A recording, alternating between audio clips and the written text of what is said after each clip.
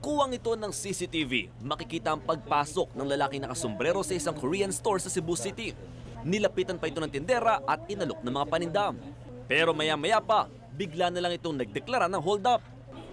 Kwento ni Lizelle Baldicana, sinakal siya at kinaladkad ng sospek papasok sa banyo.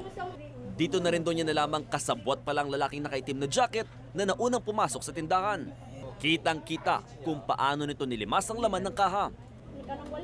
Wala nang naiwan dito. Dito, wala. Mga coins dito, nakuha rin. Nang imbestigahan, napakamot na lang sa ulo ang security guard na naka-duty. Nakaidlip daw kasi siya nang pumasok ang mga kawatan. Mismong sospek pa nga tumawag sa kanya papasok dahil kunwari magbabayad ang mga ito. Yun nga lang, ikukulong din pala siya sa CR kasama ang tindera. Pero depensa ng CQ, nanlaban siya. Nag-agawan pa kami dito kasi dumipensa ako, pero nataranta talaga ako. Bukod sa mismong tindahan, ninakawan din ang delivery truck ng grocery. Ninakawan din ang katabing travel agency ng tindahan na pag-umay-ari ng isa ring Korean national.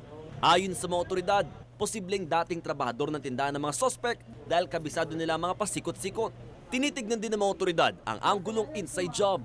Mon Gualvez, News 5.